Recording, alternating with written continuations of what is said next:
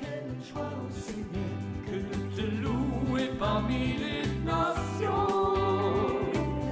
Quelle joie au Seigneur que de célébrer ton nom.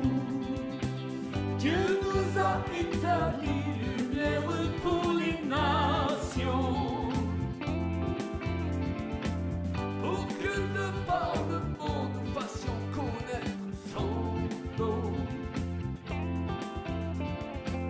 Il nous a envoyés pour prêcher et chanter.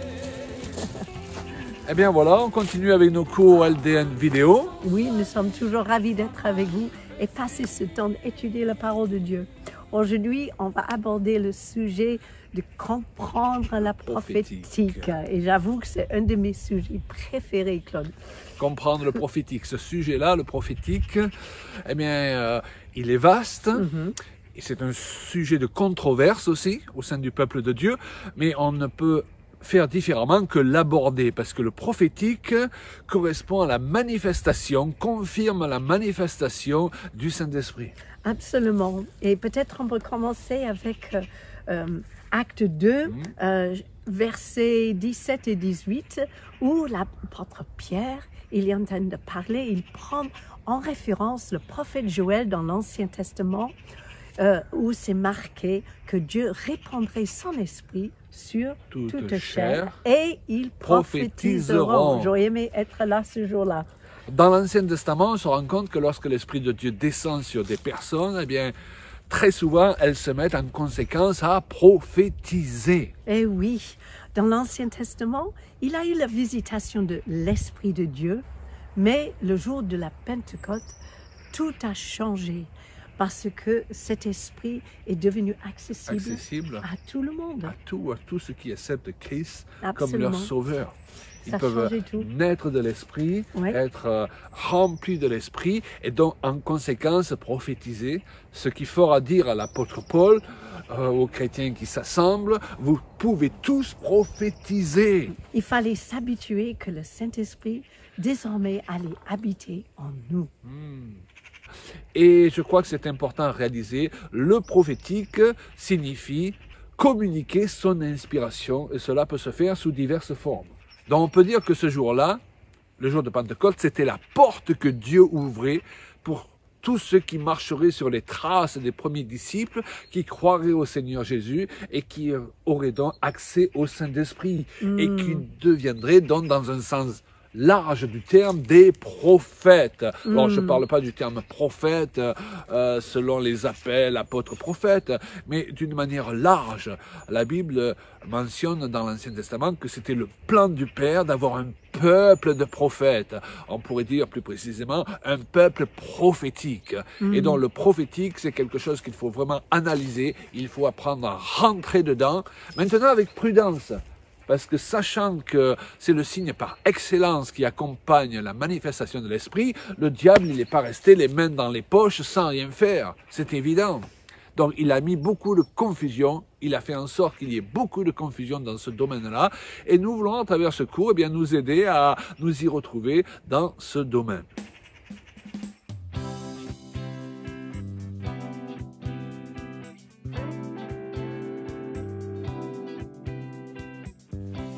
Alors ce que nous voulons voir maintenant, c'est ce qu'on appelle, un enseignement qu'on appelle les fondements du prophétique. Qui est très important. Il est important d'avoir des fondements solides en ce qui concerne le prophétique, ne serait-ce que pour pouvoir déjà soi-même se libérer dans ce domaine-là, et ensuite ne pas devenir quelqu'un de dangereux, comme c'est souvent le cas lorsqu'on prophétise, j'allais dire, lorsqu'on prétend dans ce cas prophétiser de la part du Seigneur.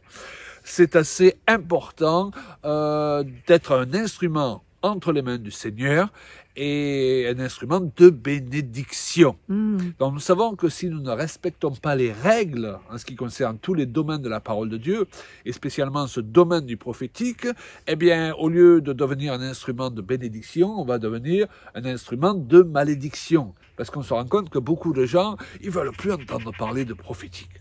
parce qu'ils se sont, permets-moi l'expression, pris un jour dans les dents une de ces fausses prophéties, n'est-ce pas, Oui. qui les a abattus au lieu de les encourager comme est supposé le faire le don de prophétie. On y reviendra d'ailleurs. Absolument, et beaucoup de personnes, ils ont perdu beaucoup de temps, parfois même des années de service pour le Seigneur parce qu'ils ont écouté des choses qui n'étaient pas vraiment de Dieu.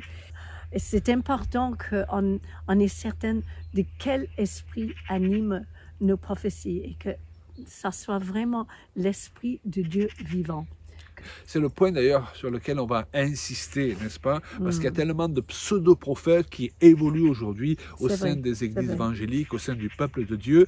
Et c'est pourquoi, et là aussi on y reviendra, il nous faut apprendre à analyser toutes choses et ne pas être influencé par le dernier qui a parlé et le plus fort. Dans le premier point, alors ça sonne un peu bateau, c'est Jésus, Jésus qui doit être à la première place. Le centre de nos pensées. D'ailleurs, il est dit dans Jean 15, 26, « Quand sera venu le Consolateur que je vous enverrai de la part du Père, l'Esprit de vérité qui vient du Père, il rendra témoignage de moi. » Une des missions par excellence du Saint-Esprit, c'est de glorifier Jésus. C'est pas de glorifier l'homme. N'est-ce pas? Ailleurs encore, Jean 16, 13, « Il me glorifiera. » Et si on ne veille pas, on peut développer un prophétique qui glorifie l'homme au lieu de glorifier le Seigneur. Et même encore plus subtil, qui glorifie une vérité biblique qui prend trop de place parce que nous la prêchons d'une manière déséquilibrée, qui fait qu'à un moment donné, on est en guerre, on est en bins avec tous les gens qui ne pensent pas comme nous. Et c'est parce qu'on en a oublié celui qui inspire cette vérité, qui est le Seigneur et qui est amour, n'est-ce pas? On n'est pas supposé se battre à coups de vérité, à coups de doctrine. Quand on en arrive à ce stade-là, c'est que cette vérité est devenue une idole. Elle a pris le pas sur celui qui en est l'auteur.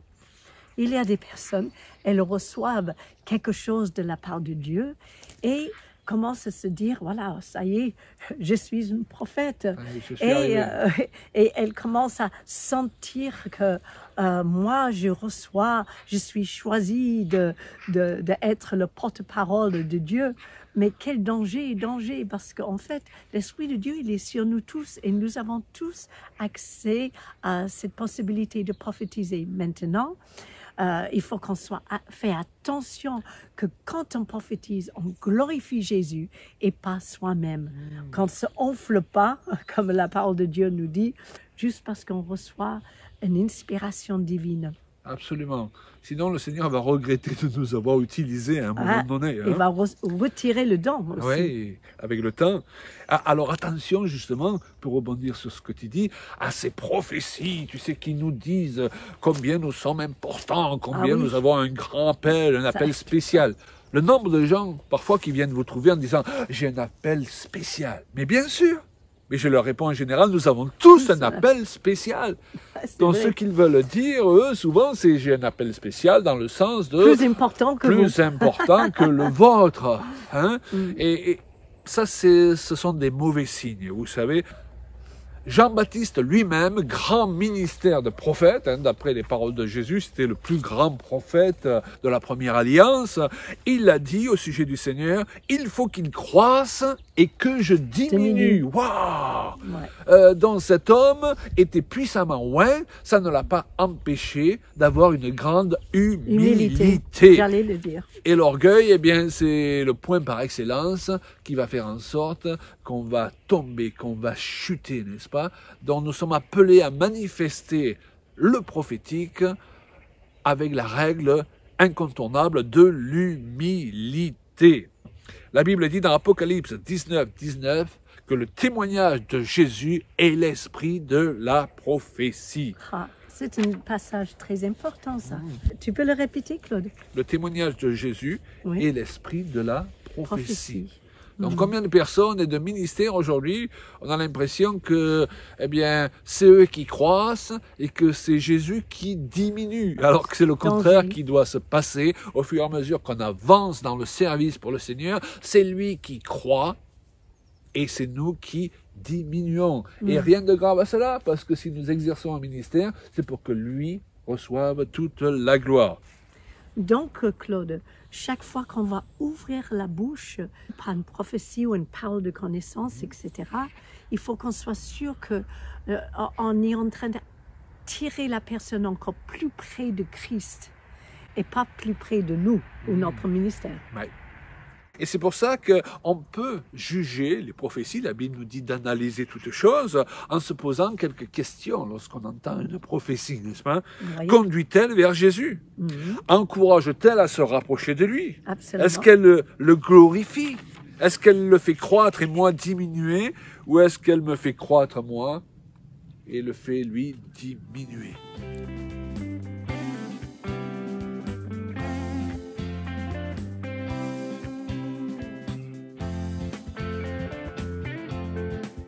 Le deuxième point que nous voulons développer pour pouvoir entrer avec assurance dans le prophétique, c'est, j'ai noté, chercher à connaître Dieu. Jésus a dit que les brebis entendent sa voix et qu'elles ne suivront pas un étranger. Plus on connaît, on apprend à connaître la voix de Dieu, plus on connaît, plus on reconnaît. Lorsque tu me téléphones, en général, je ne suis pas là en train de te répondre « Oui, madame, qu'est-ce que vous voulez donne-moi ton numéro de sécurité sociale pour être sûr que c'est bien toi, Julia. » Non, je suis habitué à ta voix. Eh bien, il en est de même avec le Seigneur. On peut en arriver au stade où on n'a pas besoin d'avoir 10 repères pour nous permettre de comprendre que c'est Dieu qui nous parle. De suite, on le reconnaît. Et par contre, de suite aussi, on arrive à reconnaître lorsque c'est l'adversaire qui veut nous tromper et qui souvent, parce que c'est un de ces pièges par excellence, cherche à se faire passer pour Dieu. Les fausses prophéties, c'est quoi? Eh bien, ce sont des personnes, parfois, qui croient entendre Dieu alors qu'elles ont entendu une autre voix inspirée par un autre esprit, ou parfois tout simplement la voix de la chair, ou parfois ce sont des personnes qui consciemment veulent tromper les autres. Il y a différentes situations et différents cas. Donc tu es en train de dire, Claude, que en fait, le plus nous avons des relations intimes avec Jésus, le plus on va pouvoir entendre ce que lui, il veut dire. On va pouvoir capter plus facilement ces mots qu'on va pouvoir transmettre aux autres. Et ça, en fait, c'est la prophétie. En fait, exercer les dons prophétiques sans connaître suffisamment celui, et je dirais le cœur de celui qui en est l'auteur, de celui qui veut parler à travers nous, eh bien, ça peut être très dangereux. C'est pourquoi notre priorité ne doit pas être de rechercher les dons avant tout, mais même s'il faut les rechercher, mais de chercher à mieux connaître Dieu. Absolument. Le prophétique, c'est surtout, d'ailleurs, comme j'ai l'habitude de le dire, le cœur de Dieu qui parle à notre cœur. Oui. Comme le disait un traducteur, de toute façon, on ne peut traduire convenablement la Bible que quand on comprend le cœur de son auteur. Il faut comprendre que même si le prophétique est supposé venir de l'Esprit de Dieu, notre cerveau, notre intelligence, elle rentre en ligne de compte pour transmettre ce que Dieu nous dit. Et tu sais, Julia, le problème souvent, c'est pas que les gens n'ont pas entendu Dieu, mais c'est qu'ils retransmettent mal ce qu'il leur a dit. Parce qu'ils l'interprètent, ils font passer par le filtre de leur intelligence et je dirais de leur compréhension de Dieu, ce qu'ils ont entendu. Et s'ils ne connaissent pas assez bien le cœur de Dieu, ils vont mal retransmettre ce que Dieu leur dit. Alors prenons l'exemple d'une personne au sujet de laquelle le Seigneur te montre qu'elle a tel problème. Et toi, dans ta mentalité, tu es ce que j'appelle un juge, quelqu'un qui a l'habitude de prendre les gens de haut, de les juger, un légaliste. Lorsque Dieu te montre le problème de cette personne, tu vas interpréter ce que Dieu t'a montré comme voulant dire que Dieu veut que tu la reprennes durement.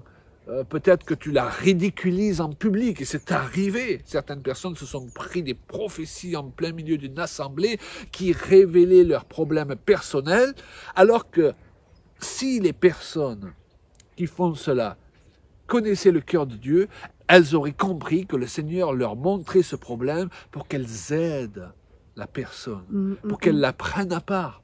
pour qu'elle leur manifeste en priorité la compassion et le désir du Père de les relever et non pas de les briser et de les humilier. En fait, tous les dons de l'esprit sont très liés avec le fruit de l'esprit. Il faut qu'on filtre tout ce qui soit prophétique Absolument. avec le fruit de l'esprit. Elles sont étroitement liées Oui. tous les deux. Et qu'on peut se demander, quand on reçoit une parole, pour le partager, est-ce qu'il y a l'amour, il y a la paix, il y a la joie derrière, est-ce qu'il y a la bienveillance, la patience, est-ce qu'il y a vraiment la douceur, et comment je peux transmettre cette parole que j'ai reçue de la part de Dieu à donner avec le cœur de notre Sauveur qui est rempli de compassion. Absolument. Et je crois que de toute façon, Dieu n'a jamais prévu que les dons du Saint-Esprit fonctionnent séparément des fruits de l'Esprit. Absolument. C'est pour ça qu'il est dit que la Ensemble. foi est une chose importante, mais la foi est agissante par l'amour. L'amour. Il est dangereux de chercher à manifester, à libérer une puissante foi sans le facteur de l'amour. Et de même, il est dangereux de chercher à prophétiser, alors que l'Écriture nous encourage à rechercher à prophétiser, n'est-ce pas? Mais chercher à prophétiser sans avoir cette motivation qui est de chercher le bien des autres et de partir du principe que je parle pour communiquer le cœur de Dieu. Parfois, on pourrait même demander, est-ce que je suis en train de amener cette parole comme j'aimerais entendre mon papa me parler? Oui, c'est bien ça. Si Dieu, il nous parle, parfois il nous corrige un peu, mais c'est toujours fait avec une façon paternelle, on peut dire comme ça. Et en même manière, on doit apporter l'inspiration divine avec un cœur maternel, paternel, parce qu'on est en train d'encourager, fortifier et relever. Ça, c'est l'Esprit de Dieu. Et c'est ce dont nous avons besoin aujourd'hui au sein du peuple de Dieu, d'hommes et de femmes qui prophétisent au nom du Père céleste avec le cœur du Père.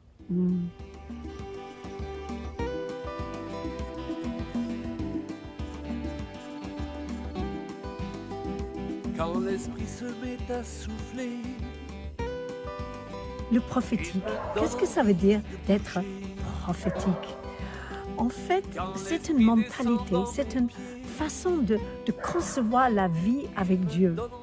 C'est d'abord de croire que Dieu veut nous parler et donc d'être attentif, de voir la manifestation de son esprit qui veut nous parler à travers tout ce qui nous entoure, que ce soit matériel ou spirituel.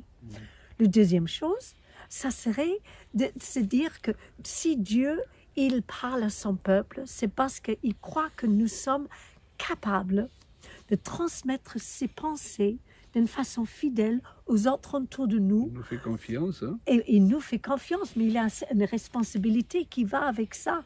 Et qu'il ne faut pas qu'on s'amuse avec, ni l'abuser.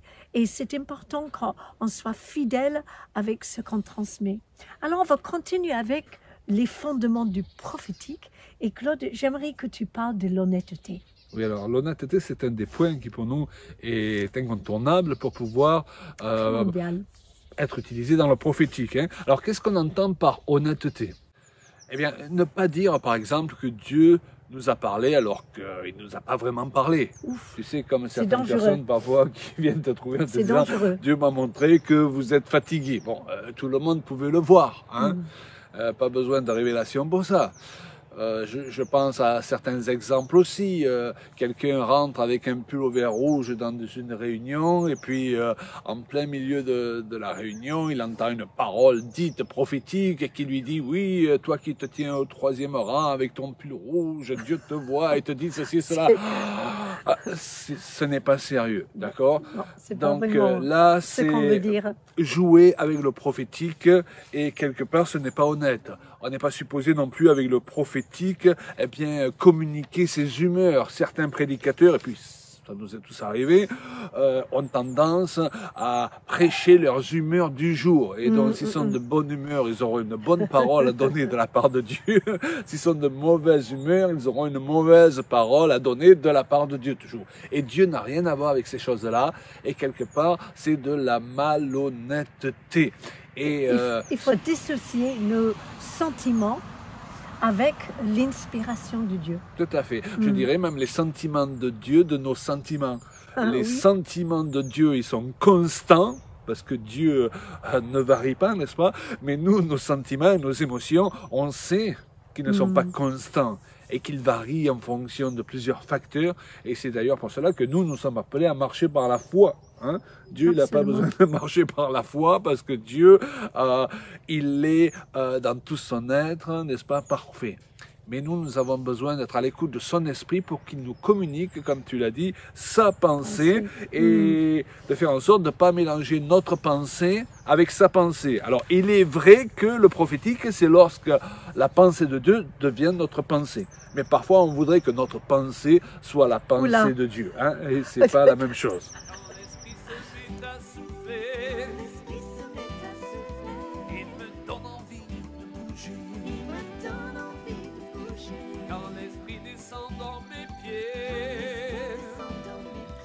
Quand on parle de prophétie, on peut prendre ce verset que Paul nous laisse qui dit « Celui qui prophétise parle aux hommes, les édifie, les exhorte et les console ».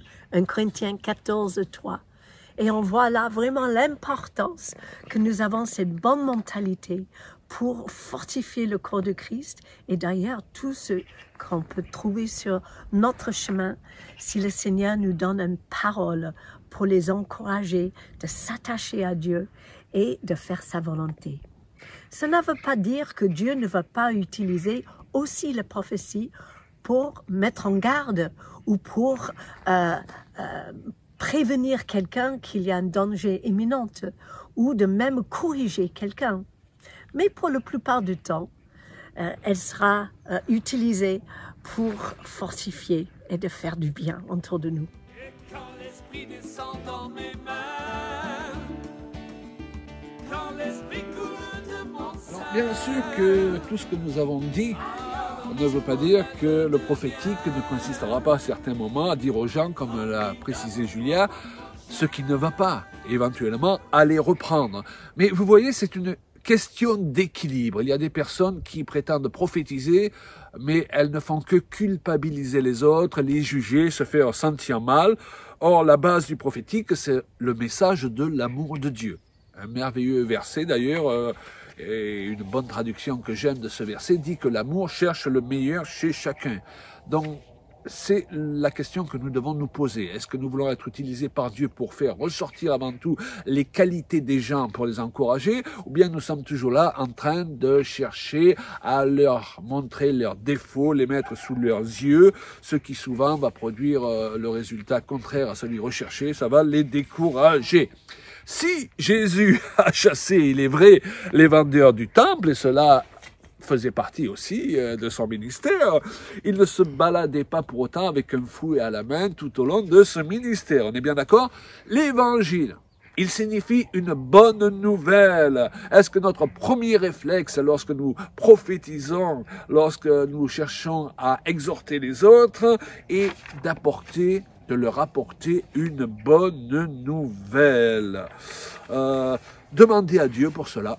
Ça, c'est une bonne chose à faire pour pouvoir être convenablement inspiré par l'Esprit. Demandez à Dieu régulièrement de vous donner de l'amour pour les églises, pour les personnes, pour votre famille, pour tous les gens que vous rencontrez. Et votre don, dans ce cas, puisera alors automatiquement et de plus en plus naturellement, si je peux dire, ses racines dans le désir d'aider, de secourir et de valoriser les autres.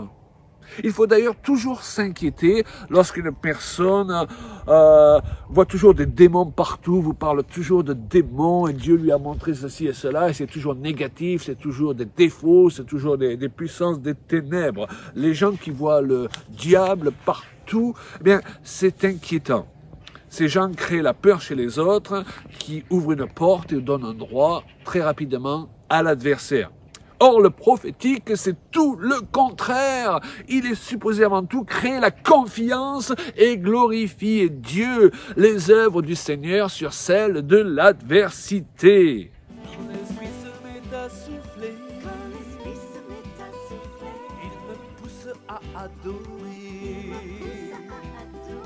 à l'esprit et en vérité. Et pour terminer ce cours, je veux citer le prophète Ézéchiel. Tu sais, ce passage qu'on connaît bien de la vallée des ossements. Spectaculaire. Humainement, rien ne Vas-y. permet de croire qu'il va sortir quelque chose de positif de ce cimetière, hein, encore moins une armée puissante. Et Dieu pose la question au prophète Ézéchiel. Ézéchiel 37:3, il me dit, fils de l'homme, ces os pourront-ils revivre? Je répondis, Seigneur éternel, tu le sais. Ézéchiel, il veut pas se mouiller, hein. Je dis, Seigneur, c'est toi qui sais. Mais Dieu, lui, voit bien plus loin que des os desséchés. Et ce qu'il demande de faire à Ézéchiel, eh bien, c'est de s'aligner sur sa manière à lui de penser, sa manière à lui De de voir des voir, choses. et sa manière à lui aussi de parler, donc de prophétiser, on peut dire.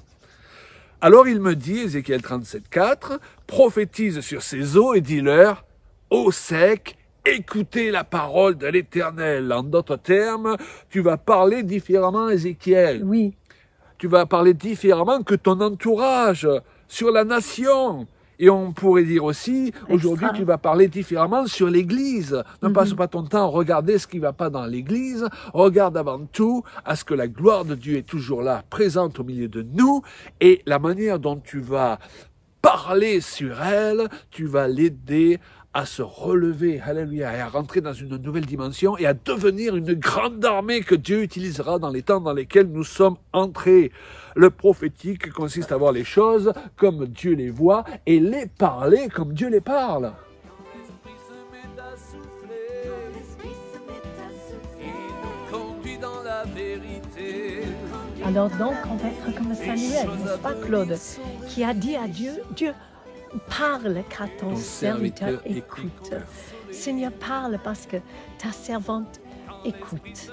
On va être rempli de toi, Seigneur, d'être rempli de ton inspiration pour qu'on puisse fortifier, exhorter, encourager, relever et faire du bien à ceux qui nous entourent et les attirer vers notre Seigneur. Je prie pour chacun de vous qui regarde et que vous soyez remplis de nouveaux souffles de l'esprit dans ces moments. Et à travers ce cours, nous voulons encourager les personnes qui ont à cœur vraiment de rentrer dans une nouvelle dimension du prophétique, mais en respectant les règles. Et c'est pour ça aussi que je propose à ceux qui le désirent de recevoir gratuitement cette brochure que j'ai écrite sur le sujet. Vous avez dit prophétique. Je vous le conseille. Encouragement à entrer dans une nouvelle dimension du prophétique aussi, avec des mises en garde.